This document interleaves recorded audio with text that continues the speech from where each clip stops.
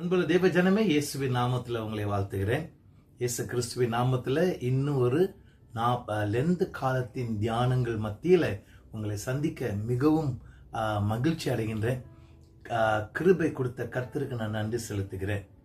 சரி, இந்த ஆண்டுல இன் ஸ்டெப் வித் ஜீசஸ், இயேசுவின் அடிச்சுவடுகளை பின்பற்றுதல். இதுல முக்கியமான காரியம் என்னன்னா, சீஷத்துவ காரியங்களை குறித்து நாம் பார்க்க இருக்கிறோம். யோவான் சுவிசேஷத்தை நாம் தியானிக்க போகின்றோம். 45 நாள் தியானத்தை வைத்திருக்கிறேன்.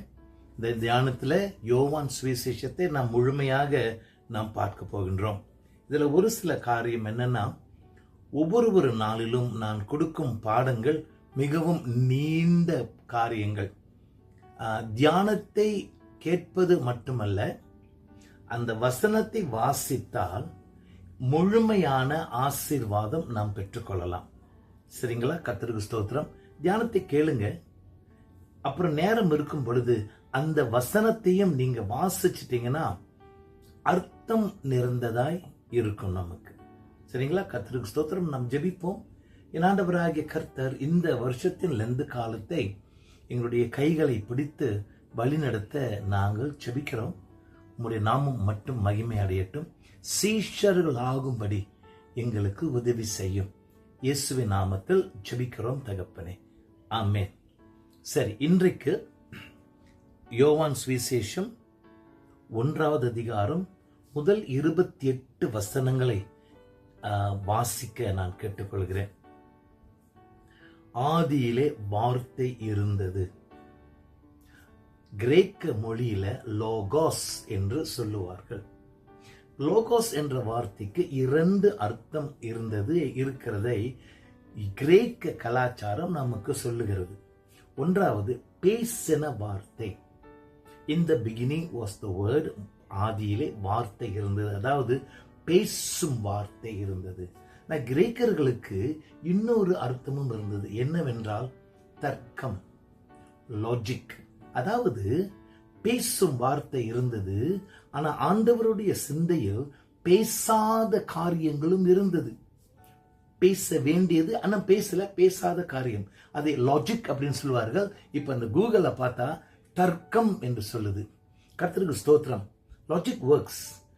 தர்க்கம் என்ற காரியம் 1+1, 1 கூட்டல் 1 2, லாஜிக். சரிங்களா? கர்த்தருக்கு ஸ்தோத்திரம்.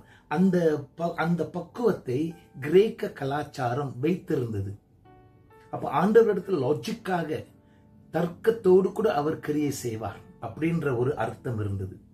ஆனால் கர்த்தருடைய பரிசுத்த நாமத்துக்கு ஸ்தோத்திரம். தேவன் தர்க்கங்களோடு கூட லாஜிக் வைத்து கிரியை செய்கிறவர் அல்ல. நம்ம 3 காரியங்களை பார்ப்போம். ஒன்று, ஆதி ஆமத்தில் கர்த்தர் உருவாக்கின கதையை பார்ப்போம். உருவாக்கின கதையில ஒரு விசித்திரம் என்னன்னா, 3வது நாள்ல ஆண்டவர் எல்லா விருட்சங்களை உருவாக்கினவர். ஆனா 4வது நாள்ல தான் சூரியனை உருவாக்கினார். இப்ப தானியங்கள், விருட்சங்கள், வெஜிடேஷன், போட்டோசிந்தசிஸ், அதாவது தங்களுக்கு சாப்பாடு உண்டு பண்ண சூரிய வெளிச்சம் இருக்கணும். சூரிய வெளிச்சம் இல்லாமையே தானியங்கள், அந்த கிராஸ், கீரை வகைகள், மர வகைகள் சாப்பாடோடு கூட இருந்தது.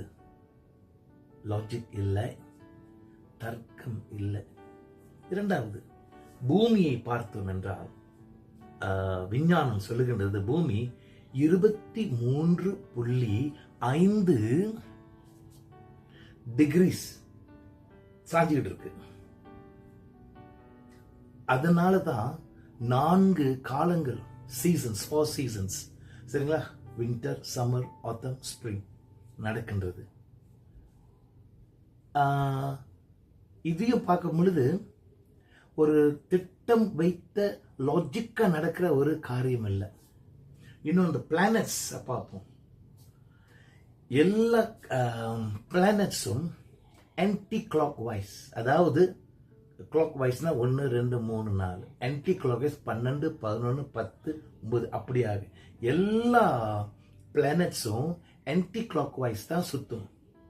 ஆனால் அதில் 2 planets Uranus Venus clockwise சுத்துது. லாஜிக்? தர்க்கங்களா? இல்லை.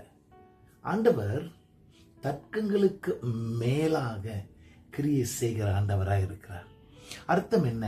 தேவஜனமே, நம்ம இது ஒரு மர்மம், ஆண்டவரோடு கொடுக்கிற ஒரு மர்மம். என்ன மர்மம் தெரியுமா? நம்ம ஜெபிக்கிறோம், ஆண்டவர் ஜெபத்தை கேட்கிறவர்.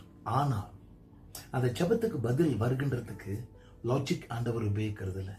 அவருடைய மகா பெரிய ஒருவராய் பெரிய அதிசயம் செய்கின்ற ஆண்டவராய் அவரே விசேஷமான முறையில் எதிர்பார்க்கிறதுக்கும் கேட்கறதுக்கும் அதிக மேலாகவே நமக்குள் கிரியை செய்கிற ஆண்டவராய் இருக்கிறார். கர்த்தர் பரிசுத்த நாமத்துக்கு ஸ்தோத்திரம். தேவ ஜனமே, இது ஒரு மர்மம், இது ஒரு விசித்திரமான மர்மம், இது ஒரு இனிமையான மர்மம். என்ன செய்யுது? இப்படிப்பட்ட ஆண்டவர் நமக்கு ஜெபத்துக்கு வித்தியாசமான ஒரு கிரியேட்டிவ் வகையில நமக்கு பதில் கொடுக்கிற நேரத்துல நம்ம என்ன செய்ய முடியும்? என்ன மறுமொழி கொடுக்க முடியும்? ஒன்னே ஒண்ணு, இந்த ஜீவனுள்ள தேவனை ஆராதிக்க முடியும். இப்படிப்பட்ட பக்குவத்தை நாம் காத்துக்கொள்ள வேண்டும். என்ன தெரியுங்களா? இப்படி காத்து கொண்டால்தான் ஆண்டவர் நம்முடைய ஜெபத்துக்கு நான் எதிர்பார்த்தது முடியல, அவருடைய கிருபையின் படி எனக்கு பதில் கொடுத்தார். நான் என்ன செய்வேன்? ஆராதிப்பேன்.